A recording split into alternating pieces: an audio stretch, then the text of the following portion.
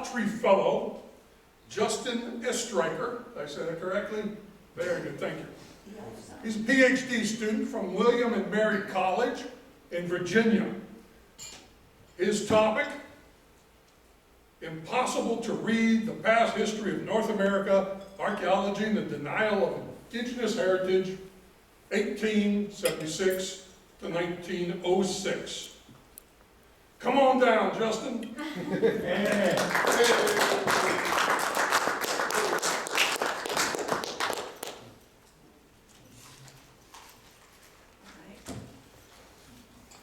Good evening, everyone.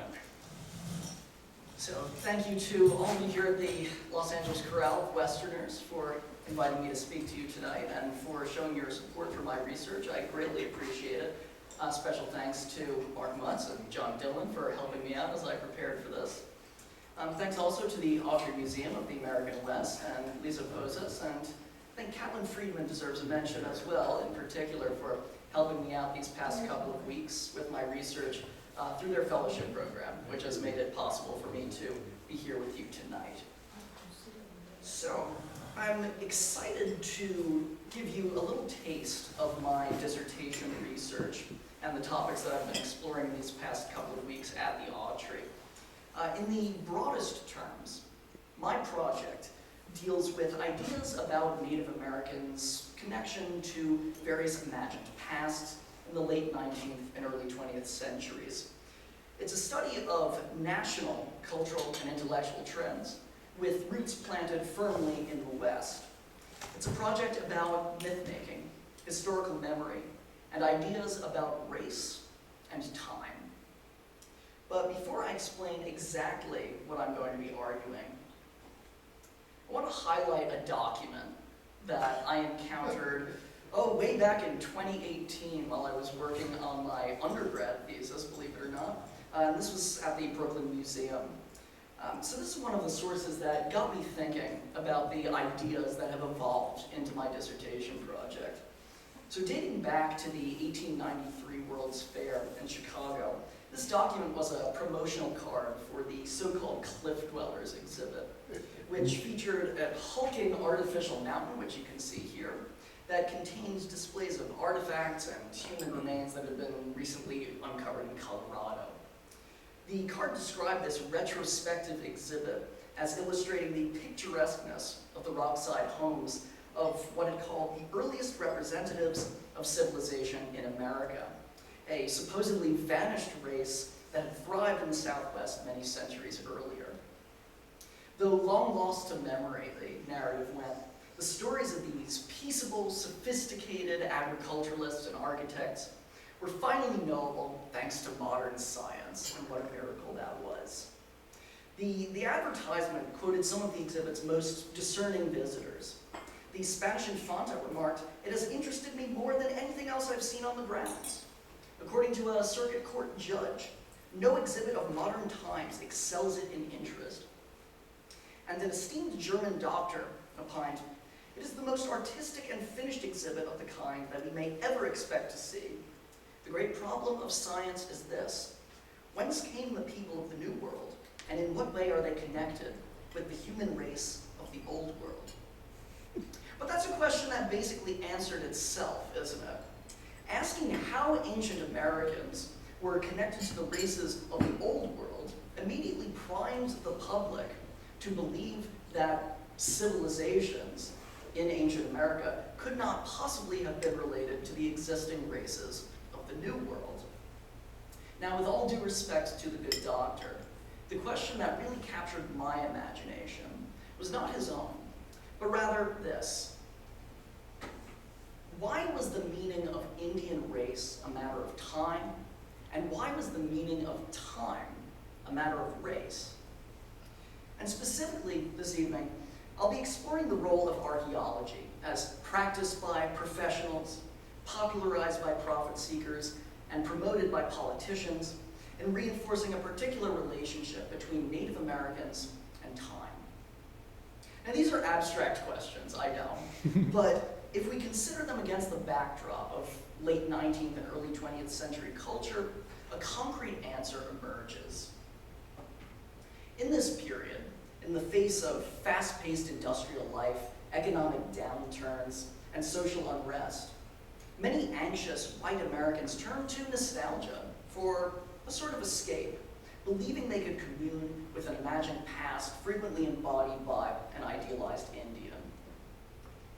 They cheered for performances of a bygone Native warrior tradition at Wild West shows. They purchased Native American curios that supposedly represented rare and disappearing crafts in order to adorn Indian corners in their homes. And yes, they flocked to displays of primitive native life at World's Fairs. Now, scholars have often noted that these nostalgic activities help to reinforce a view, in the words of historian Gene O'Brien, that Indians can never be modern, that they perpetually existed outside of history, in a sort of fictionalized past. But it occurred to me that the nostalgic culture of this period really only applied to non-natives. Native people could be recruited to perform the Indian past under Euro-American direction, but they themselves were not participants in the imaginative time travel to a noble past. White people routinely denied natives' ability to remember or recapture the glories of the indigenous past on their own. In this sense, not only could Indians never be modern, they also could never be ancient. So what I argue, kind of an issue of alignment on this slide, but you'll have to forgive me. What I argue is that this view that white people as a race were uniquely capable of transcending the arrow of time and rediscovering a glorious past that eluded indigenous people emerged only belatedly by the 1870s. The crucial ingredient was Darwinian evolutionary thinking, which suggested that inferior peoples could not possibly be descended from superior ones. Denying savage natives descent from the civilization of the cliff dwellers was just one example of a broader principle that the glorious past remained beyond the reach of Indians, which in turn suggested that a civilized future remained beyond their reach as well. But it wasn't always this way. Consider, for example, another mythic ancient civilization that captured Americans' imagination starting in the late 18th century, long before the cliff dwellers. These were the mound builders, an imagined people thought to be responsible for the earthworks and burial mounds that were constructed in various sizes in the eastern United States as far back as 6,000 years ago and as recently as the 16th century. The Great Serpent Mound in Ohio, for example, perhaps the most famous, is over 1,300 feet long and was probably constructed around 1,000 years ago.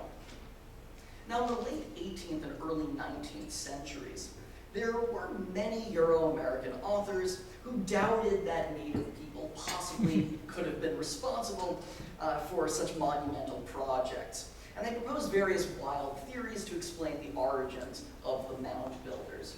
Some suggested that they were migrants from ancient Egypt, or the lost city of Atlantis, or Vikings, or Phoenicians, or Carthaginians blown off course while at sea. John Filson, a promoter of white settlement in Kentucky in the 1780s, was partial to the theory that the mounds were the work of mysterious white Indians, often identified as the Mandans of North Dakota, who supposedly were descended from a Welsh prince who had migrated in the 12th century. In 1833, the pseudo-historical writer Josiah Priest similarly suggested that the earthworks, quote, bearing the marks of so much labor and scientific calculation in their construction, were beyond the capacities of the common Indian of the West, who, rather than constructing the mounds, of course, must have exterminated the builders. But for all of these outlandish and convoluted stories about an extinct race that was capable of what Native Americans supposedly were not, there were also many other authors, some quite influential, who insisted that the mound builders and Indians were one and the same. And most prominent among them was Thomas Jefferson himself, who described an indigenous mound on the Rivanna River near his Monticello plantation in his 1785 book, Notes on the State of Virginia. The barrows, as Jefferson called the mounds, represented Indian monuments and demonstrated clear evidence of labor on the large scale, the likes of which only a civilization could execute. He further linked this impressive structure to natives by citing, quote, a tradition said to be handed down from the Aboriginal Indians in describing the planned sequential burials of human remains inside the mound. Moreover, Jefferson made it clear that native groups of his own time approached the mounds with care and reverence, as one would the graves of one's own ancestors. He observed that they visited the barrows of their own initiative, quote, with expressions that were construed to be those of sorrow. According to Jefferson, in fact, Native Americans were far better caretakers of the mounds than were white settlers, whose cultivation and plowing at these sites, he feared, would make them disappear in time. And Jefferson was far from alone. Just 6 years later, the Philadelphia naturalist William Bartram similarly described indigenous mounds in Georgia as remarkable Indian monuments, representing the united labor and attention of a whole nation. And he, like Jefferson, referenced native oral traditions in accounting for the origins of the mounds. In the 19th century, the Smithsonian's first secretary, Joseph Henry, took great pains to ensure that archaeologists Ephraim G. Squire and Edwin H. Davis did not include wild theories about vanished mound builders in their book on the topic, while the archaeologist Samuel F. Haven rejected the notion of a vanished race outright in 1856. So what's clear is that while many white Americans had doubts about Native Americans' descent from a civilization like the mound builders, many also believed in the late 18th and early 19th centuries that it was entirely possible for Native societies to have grown more primitive over time, and thus to retain some memory of their mound-building ancestors. This meant that a return to civilization would be entirely possible for Native people if given the proper encouragement. After all, Thomas Jefferson had to believe this because he, both prior to and during his presidency, championed an Indian policy based on educating Native people in civilization and teaching them to be farmers. Now, we observe a very different pattern when we turn to the late 19th century, when the so-called cliff dwellers of the Southwest, also known at the time as the Anasazi and now generally referred to as the ancestral Puebloans, emerged as the subject of simultaneous scholarly and popular fascination.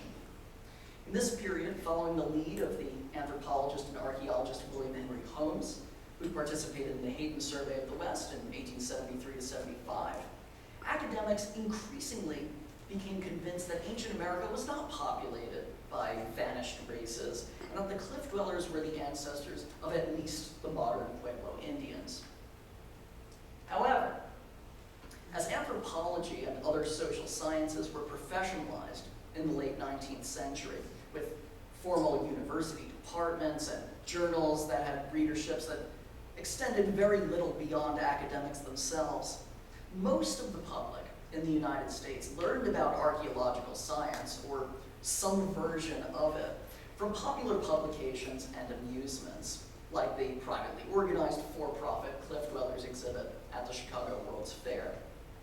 The main themes of this popular discourse about the Cliff Dwellers, and for that matter, still about the mound builders, had almost nothing in common with the growing scholarly consensus. Overwhelmingly, popular sources asserted that the Cliff Dwellers represented a distinct civilized race that was likely annihilated by savage Indians and thus could not be the ancestors of living Native Americans. Now, the fact that this fiction so dominated the exposures of the reading public in this period, as the myth of the mound builders never had in earlier times, suggests that something had shifted in American culture to make Euro-Americans widely incapable of entertaining the idea that primitives could be the descendants of a great civilization and capable of recapitulating that civilization's achievements. Now, as I mentioned earlier, I assert that the main cause of this change was the rise of social Darwinism, an ideology that dictated that human societies evolved through survival of the fittest, meaning that more advanced groups should always prevail over less advanced ones, and that supposedly backward societies should progress from simpler to more complex over time, invariably. Now, I say this not simply because it works out chronologically. Now, Charles Darwin, of course, published his book on the origin of species in 1859, laying out the basics of his theory of evolution by natural selection that he then extended to human beings in 1871's The Descent of Man. And then other thinkers like the English biologist and sociologist Herbert Spencer would run with this idea and propose unidirectional models of social evolution. So it works out time-wise, but the fact that discussions of the cliff dwellers were shaped by social Darwinism isn't just a reasonable supposition based on the timeline. We see the fingerprints of this thinking all over late 19th and early 20th century sources about the ancestral Puebloans. Take, for example, an 1889 article in the Magazine of Western History that referred to the cliff dwellers as a civilization of great extent, an intelligent and peaceably disposed people, and a race of people who were not warlike and who lacked the passions of a base mankind, but were finally exterminated by the invasions of roving bands of bloodthirsty Indians. Or consider the press coverage that framed the cliff dwellers exhibit at the Chicago World's Fair for the public. According to the St. Louis Post-Dispatch, the cliff dwellers were far superior to the Indian race of today. So it only made sense to conclude that they represented the remains of a race that has been extinct thousands of years. Now, these authors all pointed to the higher civilizational achievements of the cliff dwellers as proof that they could not have been of the same race as those quote-unquote bloodthirsty Indians. You'll note also the Post-Dispatch's misleading description of these racial distancing narratives as the academic consensus of the day, a lie that would persist in the press at least into the early 20th century. The Los Angeles Times in 1907, for example, fully 30 years after William Henry Holmes debunked the idea, suggested that the myth of a vanished race of cliff dwellers was the latest development in archaeological science. We know by now that this wasn't true, but there were still some holdouts in the academic community. These increasingly rare academic holdouts are also reflective of this social Darwinian turn in American culture, because those who still entertained the idea of an extinct cliff dweller race by the end of the 19th century leaned almost entirely on the dubious logic that a less advanced people could not be descended from a more advanced one. A striking example of this is the work of Frederick Ward Putnam, the longtime curator of Harvard's Peabody Museum of Archaeology and Ethnology, who wrote in 1896 that the cliff dwellers and the mound builders could have been of the same racial stock as Mesoamerican civilizations, but of course not North American Indians, as evidenced by, quote, the marked development of conventionalism and symbolism in their art, whatever the hell that means. So by arguing for this interpretation, Putnam ran into some utterly rank logic as he pointed to similarities in symbolism between the art of the cliff dwellers and mound builders and that of the Mayans. Now, he noted similar resemblances between cliff dweller art and the art of living Native Americans, but he dismissed this as a result of Indian imitation rather than any possible cultural or biological relationship between the two groups, for no apparent reason other than that he wanted to believe it. Now, the racial distancing of Native Americans from ancient civilizations served the project of colonialism well. Social Darwinian principles imply that seemingly backward natives could not be descended from the sophisticated cliff dwellers, and this meant in turn that they could not have inherited the cliff dwellers' civilizational capacities. Native people would thus remain forever incapable of full citizenship in a modern nation. But beyond merely rationalizing inequalities as they existed already in the late 19th and early 20th centuries, I want to suggest that the same social Darwinian logic pointed to a qualitative way in which Euro-Americans believed they differed as a race from Indians, which would help to naturalize white supremacy in a very broad sense. The idea of unidirectional social evolution suggested that Native people were incapable of realizing not only the achievements of these supposed vanished races, but also of recreating the traditions of acknowledged Indian ancestors that white people found desirable enough to embrace in their own nostalgic fantasies. In other words, Euro-Americans believed that they could turn back the clock to a noble Indian past for which Native people themselves in the present had no memory and no regard. And examples of this abound. We observe wild westers like Pawnee Bill Willey, the self-proclaimed white chief of the Pawnees, guys who positioned themselves as indispensable authorities on indigenous traditions, without whom even Native people themselves would be ignorant about the Indian past. We encounter business people like Grace Nicholson of Pasadena, who sold rare Native crafts, attracting clients with her own knowledge of indigenous art and culture, while omitting from the stories she told her customers any mention of contemporary hardships on reservations. In so doing, she was able to maintain the fantasy that she had plucked her wares out of a bygone past, whereas really she had acquired them from modern natives who taught her everything she knew about that past.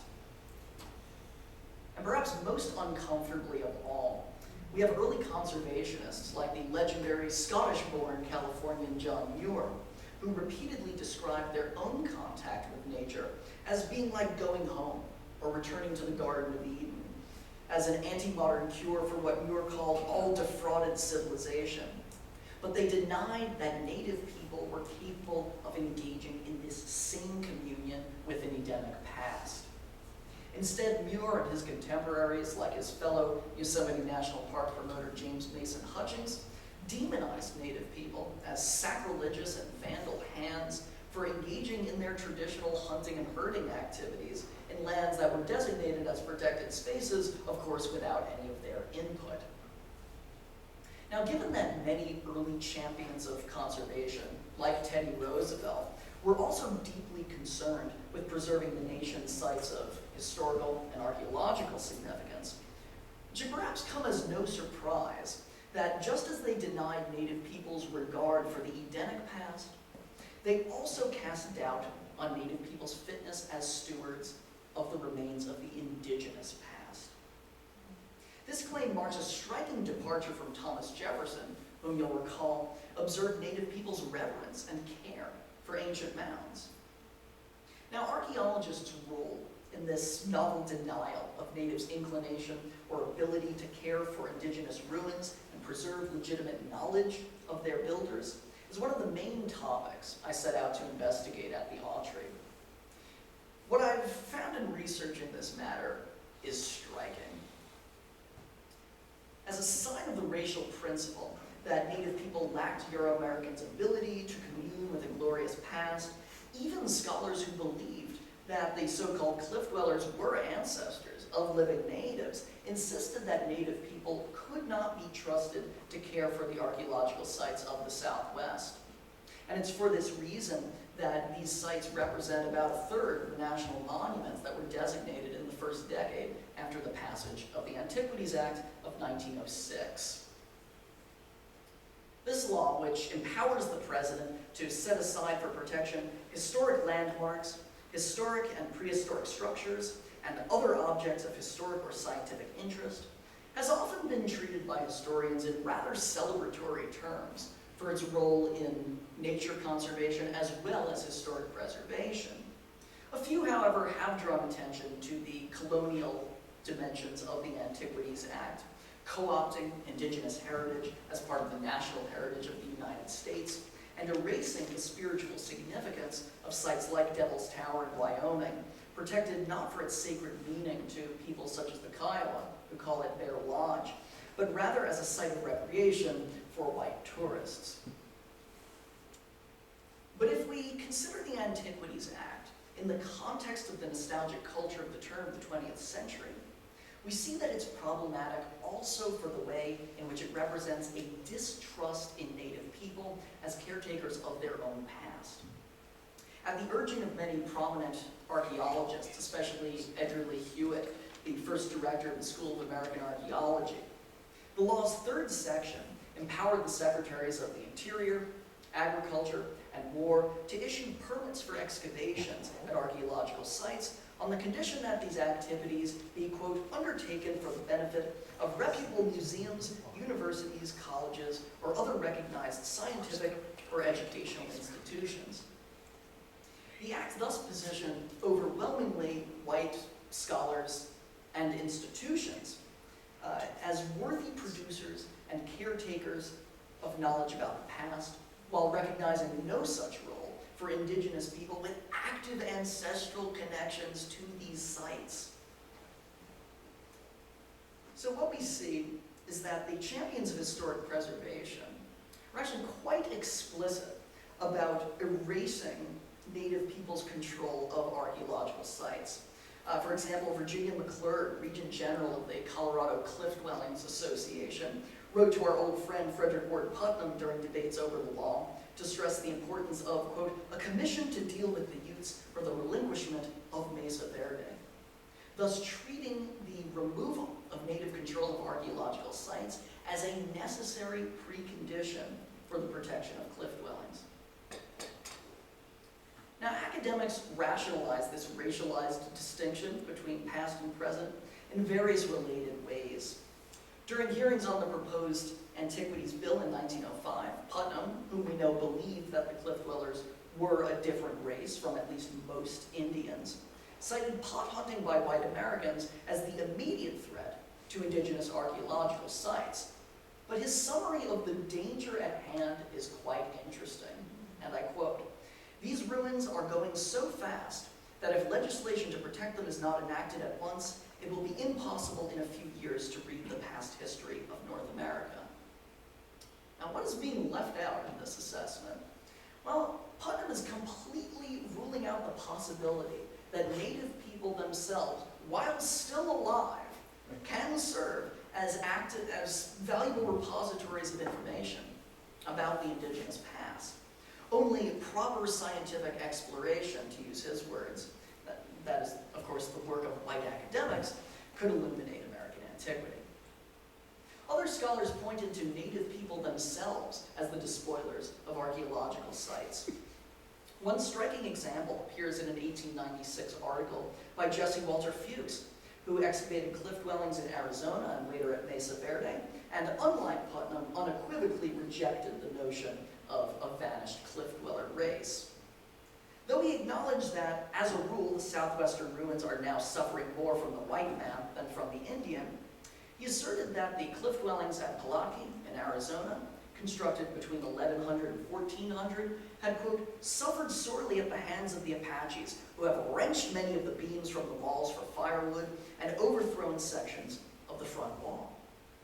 So according to Fuchs, Native people were so unattached to and so indifferent toward ancient structures that they did not think twice about destroying them for their own purposes, and thus they needed to be reined in by federal law. Even if they didn't accuse natives outright of destroying these sites, Euro-American experts frequently portrayed indigenous groups as neglectful of the antiquities that trained academics proposed to study through rigorous methods. Forester Kurt Dubois wrote of Mesa Verde, for example, "The Utes are not going to destroy these ruins or dig in them. They stand in superstitious awe of them, believing them to be inhabited by the spirits of the dead and cannot be induced to go near them." So, keeping such distance, it was clear that Native people would have no role to play in active investigations.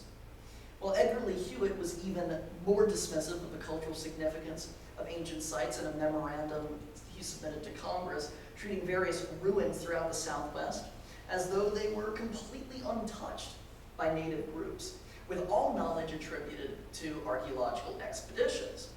Now, Hewitt's omission of living Native people as sources on Pueblo ruins and culture is particularly glaring when we consider that his report cited as a source the work of Frank Hamilton Cushing, who was famous for his intimate ethnographic work among contemporary Zuni communities.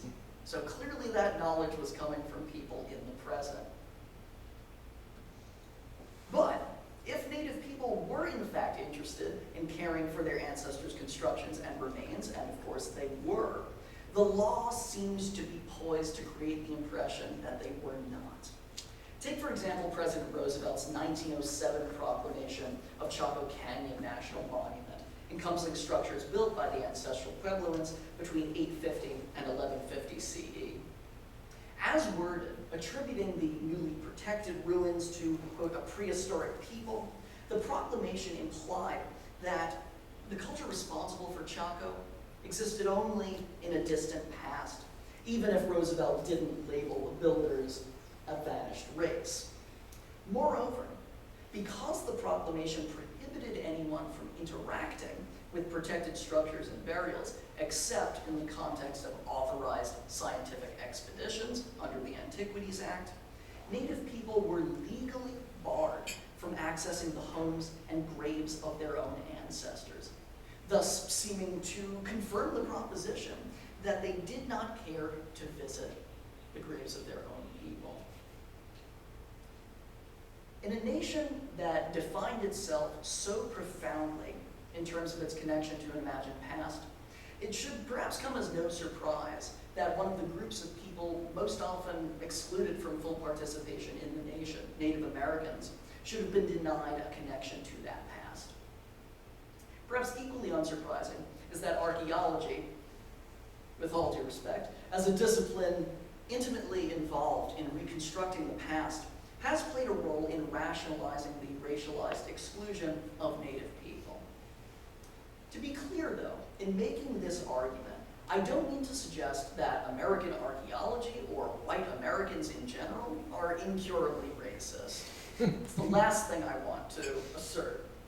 In fact, I wouldn't even argue that the archaeologists of the period I studied, the late 19th and early 20th century, deeply flawed though they were all bad. I think that academics like William Henry Holmes and Jesse Walter Fuchs actually did a great service to their field by refuting the myth of a vanished cliff dweller race. Instead, what I'm interested in are the racial logics whereby Native people have historically been marginalized within the US nation. The takeaway for the present is that we need to ask ourselves whether vestiges of those logics remain with us.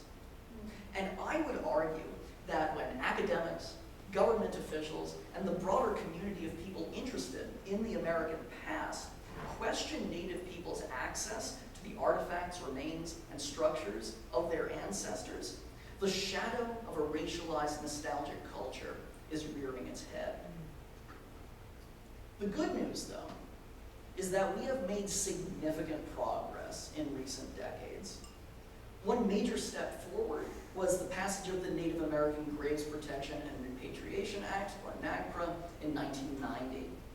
This law requires institutions that receive federal funding to repatriate objects of cultural significance and human remains to the Native American, Alaska Native, and Native Hawaiian communities from which they originate. Now, most major museums with significant collections of indigenous material have on staff permanent NAGPRA coordinators who establish ongoing relationships with indigenous communities that have thus gained long overdue recognition as proper stewards of their cultural patrimony. Now, not all repatriation discussions have been totally harmonious, and in fact, Section 7B of NAGPRA itself contains a carve-out from the mandate for museums to return requested cultural materials expeditiously if, quote, such items are indispensable for completion of a specific scientific study, the outcome of which would be of major benefit to the United States.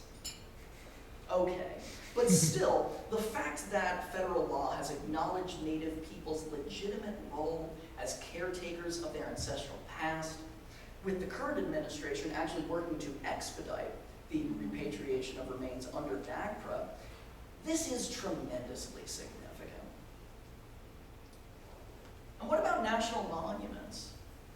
Do they inherently represent a belief that Native people cannot preserve knowledge and physical traces of the American past themselves? Well, I think experience has proven the exact opposite to be the case. But in order to depart from the unfortunate application of the Antiquities Act in its early days, we need to be sure that national monuments provide not a substitute, but rather an opportunity for Native stewardship of the past. The government must work with Native nations in designating national monuments that speak to their stories about the past as much as those of white Americans.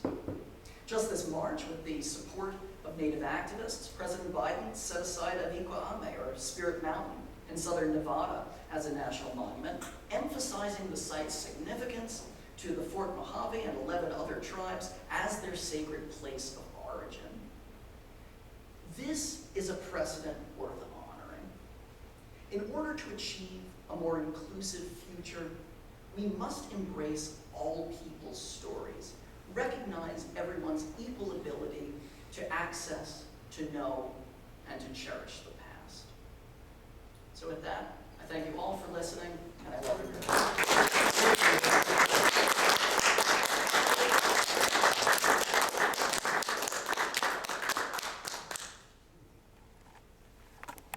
Any questions?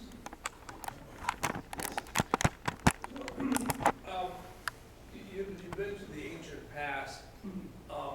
Could you address why there isn't, if we go back like several thousand years, why there isn't more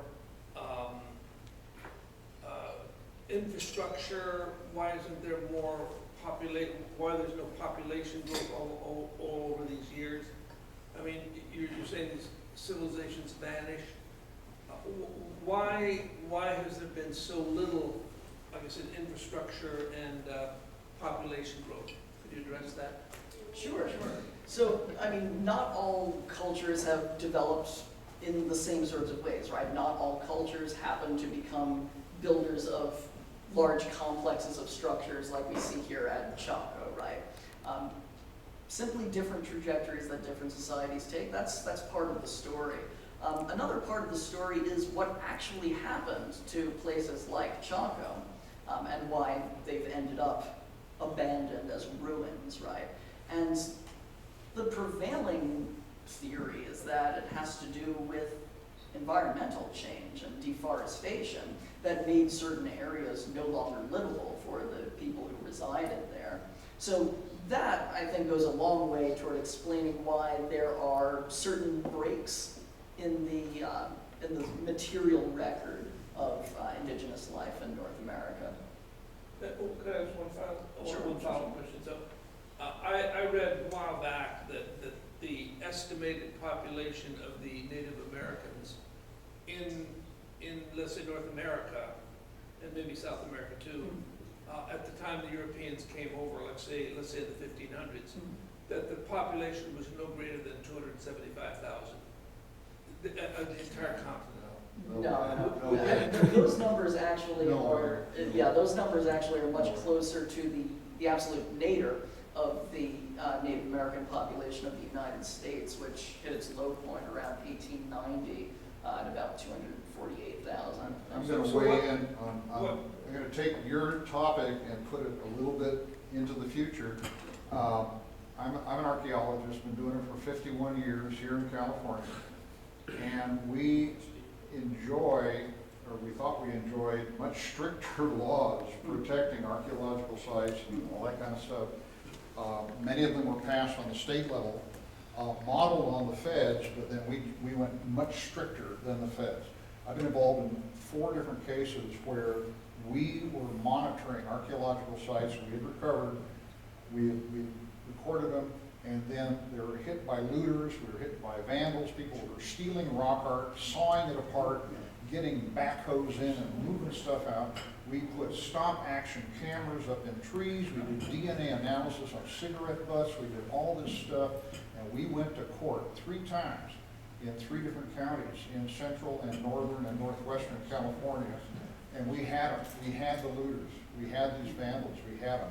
And the judge tapped them firmly on both wrists each 3 times and let them go. There was a total double standard involved. The 4th case, I was on an Indian reservation. I told all my Indian buddies what was going on. And they said, we'll handle it. And I was the first archaeologist in on that reservation. I found old villages, old cemeteries, first white guy in, first guy to report it. There's never been a problem when the Indians handle it themselves. And I'm not saying it's always going to work that way, but unfortunately, that's the double standard we have in California and in the rest of the country. So there it is. I mean, some good, some bad. Yeah, and I think, you know, to piggyback off of that, few people would argue that academic institutions have no role to play No. in the study of the archaeological past, right? But the point that I wanted to make when it comes to implications for the present is that this needs to be a much more collaborative process. Yeah. Oh, yeah. We need to acknowledge Native people's capacity to play important roles. And It's their baby, and you can't exclude them. That's the whole point. I mean, Right. and every archaeologist I know, and the way I was trained, we always work with the local Indians. I mean, it is their history. We're just visitors. And they always have something to tell you, and they always have something to show you. And if you can show them something they haven't seen, it's the coolest thing in the world. It really is. Other questions in the room? Gotcha. The Antiquities Act said that the Secretary of the Interior and Agriculture and War had the discretion to designate national monuments. So this leads to my curiosity on why is the Secretary of War involved in this process? Yeah, so it has to do with the fact that there were multiple jurisdictions controlling various public lands of the United States. So some of them would have been under the purview of the Secretary of the Interior, but there were plenty of public lands under the jurisdiction of the Agriculture Department and also the War Department as well. So it just depends on where Who an owns the land? institution or an individual would have wanted to conduct investigations. That's the department they would have gone to. Okay, thank you. Yeah. And of course, today, every major military base in the West has a base archaeologist. So this is the logical extension of this. I worked on Vandenberg, they had a Vandenberg archaeologist. I worked on Edwards, there was an Edwards archaeologist. They all sit in their office and never go outside. Government employees. They're very good at reading But books. what I'm saying is this is the logical extension of this War Department. Yes, yes. Yes. First I want to thank you for a very excellent and enlightening talk. Yes. My question is, I know it's easy for us today to go back and criticize some of the academics and their views in the past, and I know a lot of people today will be criticized in the future. And I'm just curious, when you look at these attitudes of the indigenous peoples not being able to have created those types of artifacts in the past, when was there that swing in the debate and the view? What period of time did people really swing over and realize that there was that continuing line? Sure. Right, so, you know, it's a question of what exactly we mean by a continuing line. So in terms of recognizing, you know, cultural continuity between the so-called cliff dwellers and Pueblo peoples known to those in the late 19th and early 20th centuries, right? So that was the emerging academic consensus of the time, that was. Now, in terms of acknowledging indigenous peoples' roles in preserving the memory, telling the stories of this deep past of what's now the United States, that's been something that's been slow to grow over the course of the 20th and into the current century. And frankly, there are still issues of this today. That's why I want to raise this question, right, of whether and why we're questioning Native people's access to various sites, because still these controversies will arise, right? Still these controversies will arise.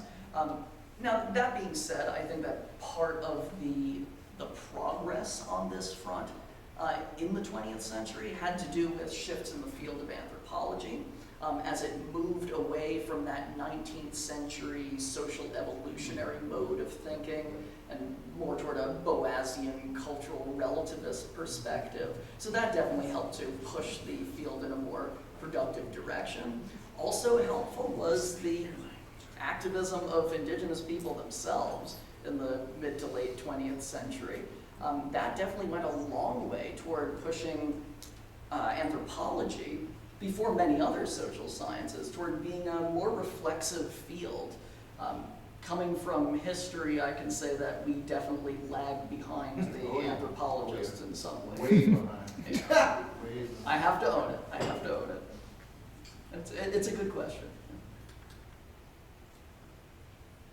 I mean, I was just going to add, because you made the comment, I mean, you just said that this is not a bygone attitude, basically.